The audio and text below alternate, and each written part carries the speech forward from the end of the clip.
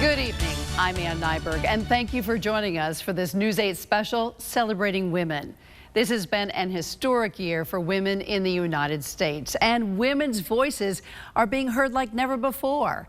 A record 117 women were elected last November. Among them, Johanna Hayes, the first African-American woman to represent Connecticut in Congress. News 8's Laura Hutchinson spoke with her about what it means to be a part of history. From the cover of Rolling Stone to women in white at the State of the Union address, there's a movement happening to get more female representation on Capitol Hill. And freshman Congresswoman Johanna Hayes, who's also the first African-American Congresswoman to be elected in Connecticut, is not only a part of that movement, she's at the center of it. My race surprisingly gained national attention. There was this momentum, this surge. Women make up 50% of the population nationwide, and while they're still not fully represented as such in the nation's capital, there's an obvious shift in that direction. The female representatives donned white at the State of the Union address to draw attention to the record number of women in office now. Some of them were featured on the cover of the News and Entertainment magazine, Rolling Stone. The best part about that was I saw on social media one of my students put my 10th grade teachers on the cover of Rolling Stone, and then the chain started. Thank you so much. Connecticut's longest serving Congresswoman Rosa DeLauro, who's been in office nearly 30 years, says joining Congress today as a woman is very different from when she started in 1991. When I was elected to the Congress, there were 14 women. Now we're looking at 131 women. What is really exhilarating is to see women on the floor of the House, and even some of the more senior women with young children. You know, they're there. Change is already happening to accommodate the growing number of moms moving into office space on Capitol Hill. One of the immediate changes was with the calendar. When it was released, it was changed to reflect school opening, school closing, so we'll be on break during those weeks. Policy change geared toward women is on the agenda. Equal pay for equal work, paid family leave, paid sick days. Many years ago, I was regarded as the crazy aunt in the attic by sponsoring all of these pieces of legislation and authoring them. Now they are all the center. There's a new perspective. In my committee, we just passed pay equity, gender pay equity out, Title IX, sexual assault on college campuses. We hear a lot about that. The new Congress may still be taking shape, but it's clear times are evolving, and women not only have a voice in today's society, they have a seat at the negotiating table. I have so many young people, parents, students, grandparents reach out that just say what this does for them. You know, people have been at this their whole life to kind of see it happen. I don't think I ever fully appreciated that until now. And we talked to Hayes, who's also a former school teacher, the day right after she introduced her first piece of legislation. It would prohibit the use of federal funds for the purpose of arming teachers. For News 8, I'm Laura Hutchinson. Women are strengthening the economy. Over the last 2 decades, Connecticut's women-owned businesses have grown by 56%. Cindy Bigelow has headed up Fairfield-based Bigelow Tea as its CEO since 2005. Cindy's grandmother, Ruth, started the company in 1945 in her kitchen. The blend of tea she created, called Constant Comment, is still sold today. Cindy started out working for Seagram's in a division made up of 100 men and just 6 women. As a teenager, she sold Bigelow displays to stores owned by men. She shares her advice on breaking through in a man's world. You got to learn how to get around it. I think women have a wonderful skill set of being able to understand the environment, understand the body language, and your job is to get around it. Yes, you can be upset, yes, you can complain, but that's not going to get you ahead. Cindy started the Bigelow Tea Community Challenge, which has given $1.6 million back into the community.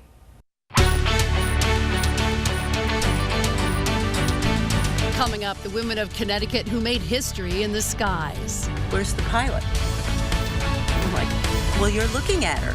I am the pilot. You will learn how they're helping women of all ages reach new heights. At a UConn basketball legend's personal struggle is a secret no more. How Breanna Stewart's heart-wrenching Me Too message is making a big impact off the court. It's time for us to take on the mantle of leadership, and until we are represented in the numbers that we make up in our state and in our cities, then we really won't have full representation. A lot of decisions are made for us. Decisions ought to be made with us.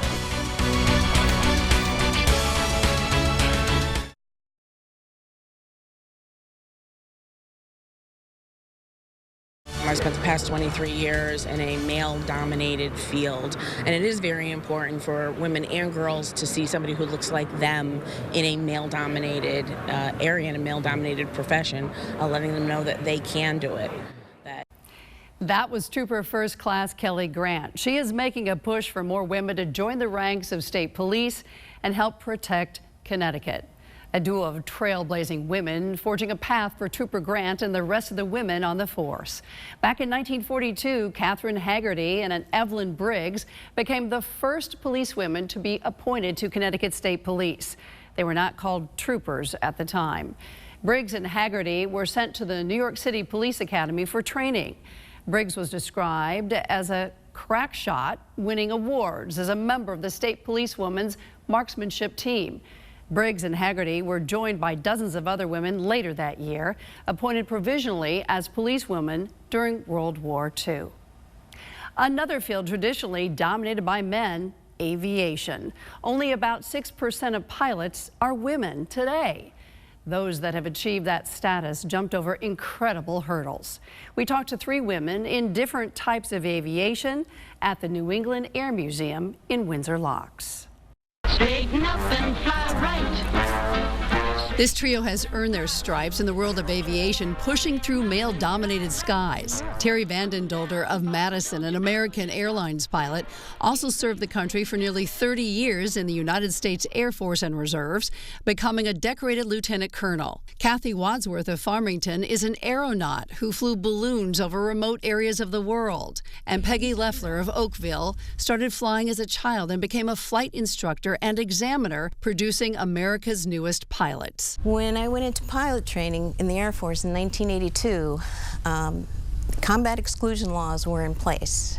Women were not allowed to fly fighters. When I started in the 70s, I don't know, there might have been 3,000 balloon pilots in the world.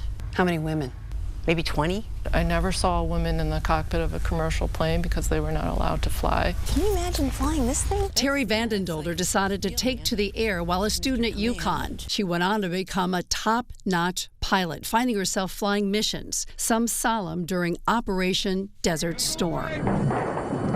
We were carrying a full airplane from top to bottom, front to back, with empty metal caskets, just in case they were needed later on. And unfortunately, after the barracks at Dahran were hit by a Scud missile, I was actually on the flight that returned 12 of those back to the U.S. From Dahran with KIAs, or our soldiers, men and women, that were killed in action.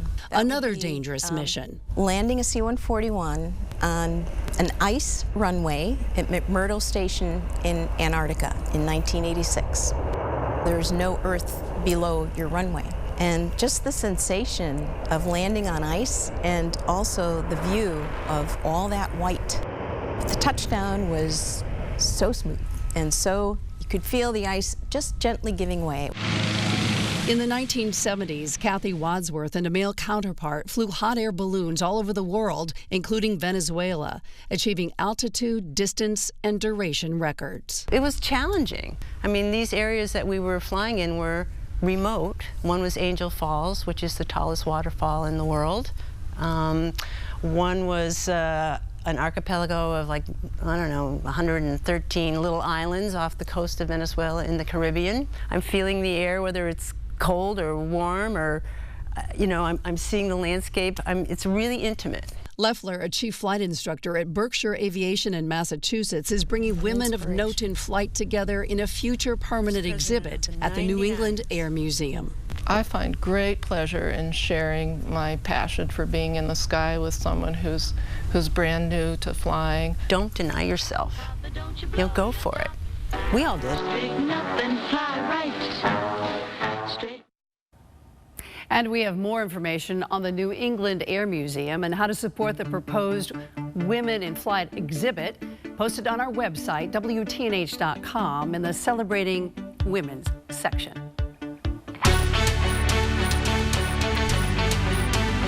Still to come, a trailblazer from Connecticut's past whose legacy lives on today.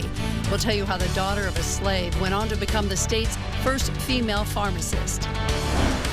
And a stunning admission from one of UConn basketball's biggest names. I couldn't sleep. I was always up, just because that would be the time that things would happen. More than 1 year after she said "Me Too," how Breanna Stewart is impacting the lives of young girls and women.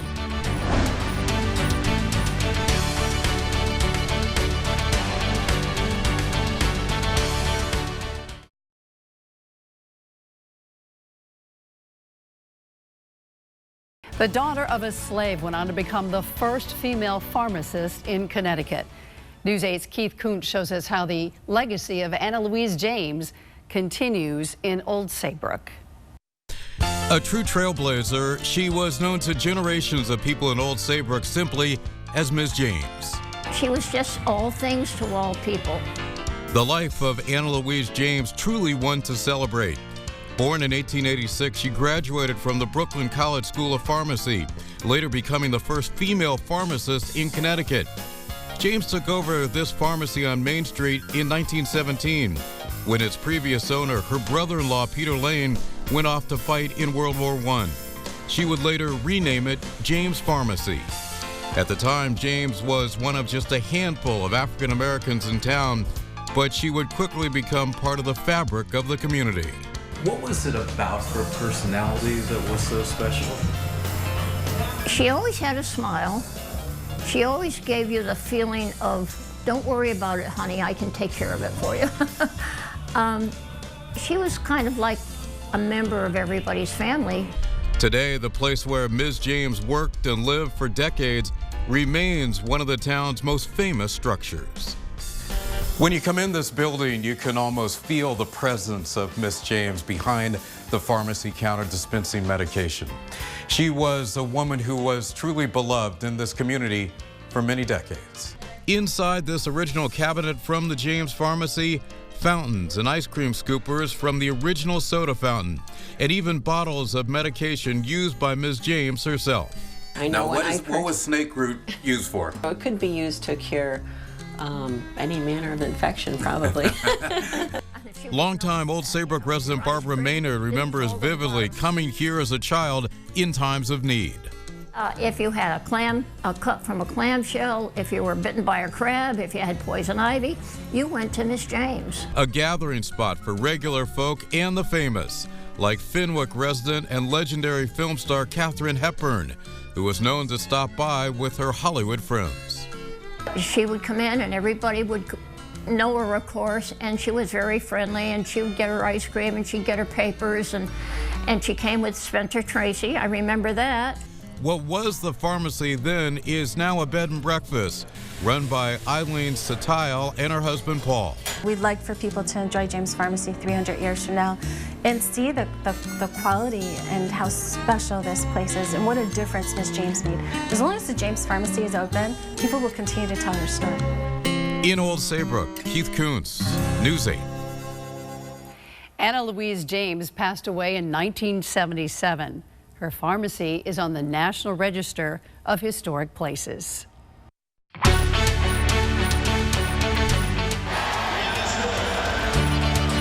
Next, one of the greatest to ever play the game of basketball opens up about her painful past.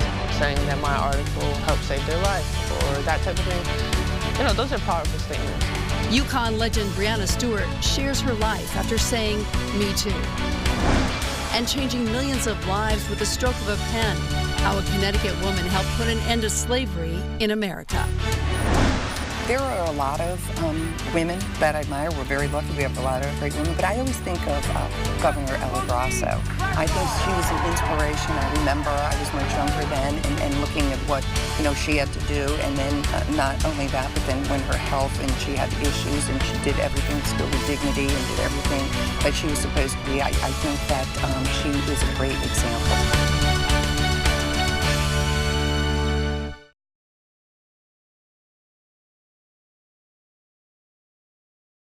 The national championship goes to Connecticut for the 4th year in a row. Securing their dynasty in 2016, the UConn women made history. They became the first women's college basketball team to win 4 national championships in a row. The key to the Huskies' success in that era? Breanna Stewart, who made history herself over and over again.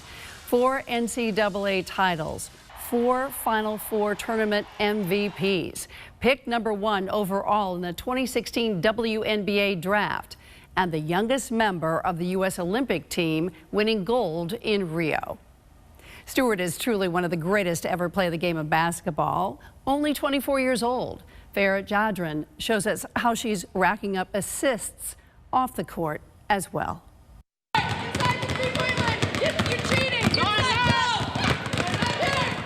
Ordering up drills for youngsters dribbling on the same hardwood she once played on. Seattle Storm star forward Breanna Stewart bringing her first basketball camp home to North Syracuse last December. Once lighting up high school hoops for the Cicero North Syracuse North Stars, Stewie went on to win 4 straight NCAA titles with UConn. When I dreamed about things, it was kind of like when I was in high school, I dreamed about college. And then when I was in college, I'm like, oh, I can go play in the WNBA. The Seattle Storm select Breanna Stewart. The #1 draft pick in 2016, Stewie would scoop up several awards that same year, including a pair of ESPYs and a gold medal in Rio. Now I know that anything is possible, really. Stewie has proved she can conquer the court. And since she started, she's been aiming from well beyond the arc to make an even bigger mark on the world.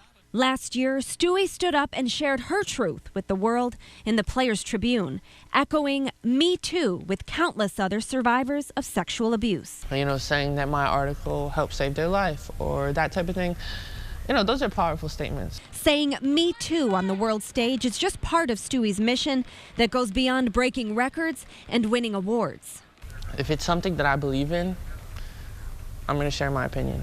Stewie's long list of awards and fame put her in a league of her own, but her beginning tethers her to what many can connect to. Reporting in North Syracuse, New York, I'm Farah Jadran. Still ahead on Celebrating Women, one of the most influential authors in history lived in Connecticut. Harriet Beecher Stowe's own personal tragedy inspired the book that helped bring an end to slavery.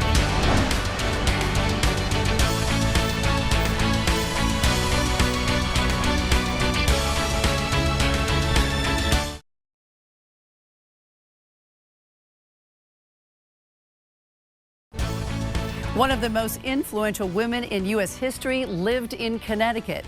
Harriet Beecher Stowe wrote the book that helped persuade many others to end slavery.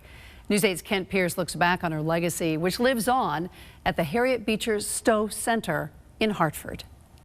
And she does a lot of writing up here. She likes the afternoon sun. This Hartford house is where Harriet Beecher Stowe lived the last 24 years of her life. You probably know Stowe's book, Uncle Tom's Cabin.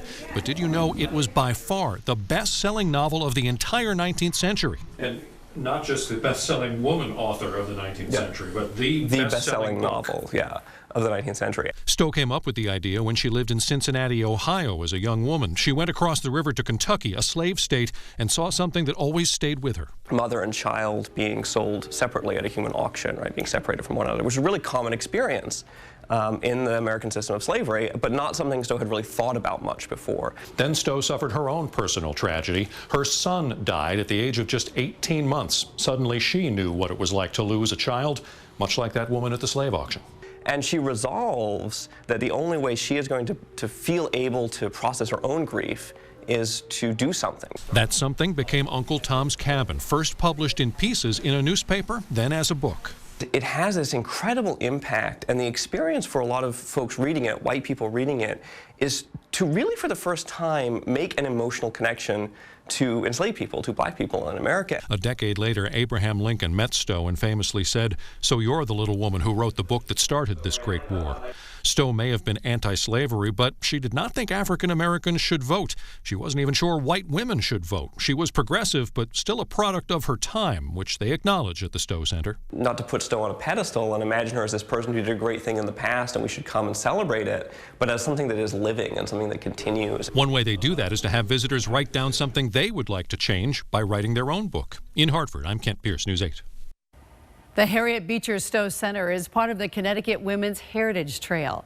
The sites include 14 museums and historic houses. We have a full list of locations on WTNH.com. Thank you for watching, and good night.